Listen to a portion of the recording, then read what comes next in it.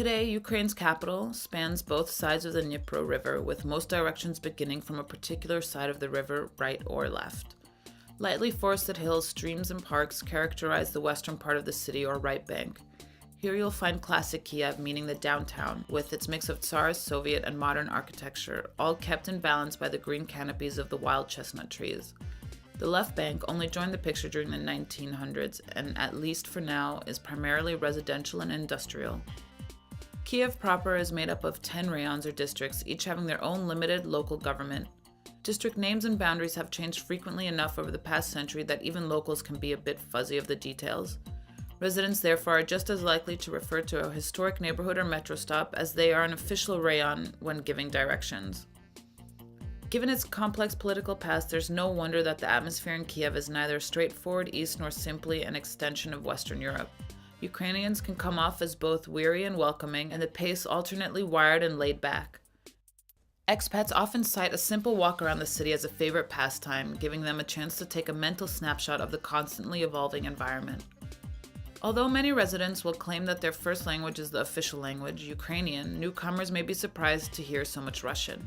In fact, spoken Russian combined with written Ukrainian is the standard for much of the business world here. The two languages share deep linguistic roots, and it's common for conversations to flip-flop from one to the other. Even if you haven't decided which one to learn, it's highly recommended that you familiarize yourself with the Cyrillic alphabet. This will help tremendously with the basics like reading street signs or food labels, and English is spoken here, though it's almost exclusively a reserve of the young. Like in many cities of a similar size, the closer into the center you choose to live, the more likely you'll be looking for an apartment rather than a house.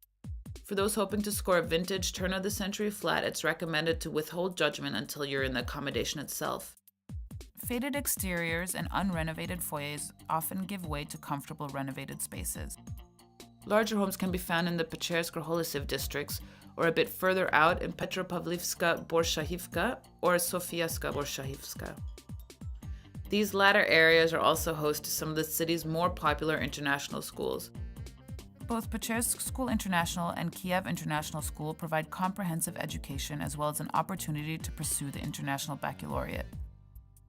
Other alternatives in the city include the British International School, the French School, and the German School, giving young families a broad range of educational choices. City shoppers have their pick. Fruit and veg stands are scattered quite evenly throughout town.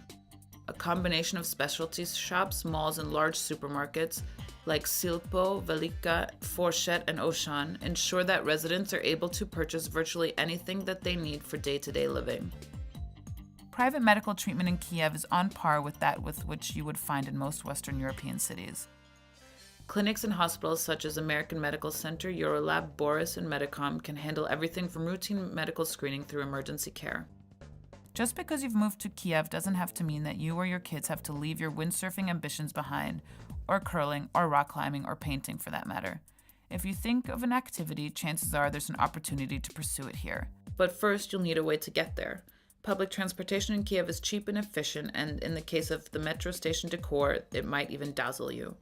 Crowding and its attendant problems like pickpocketing can be an issue during rush hour, but many prefer to brave the congestion below ground rather than take their car and face one of Kiev's intractable traffic jams.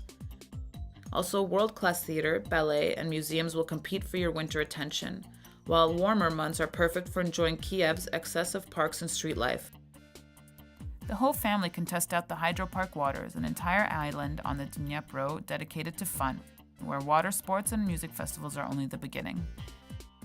I think the main misconception about living in Kiev is that it's all going to be grey and everyone's going to have a miserable face, and sometimes it's grey like everywhere, and a lot of people do have miserable faces like everywhere, but also there's, it's a very pretty city, much prettier than I thought.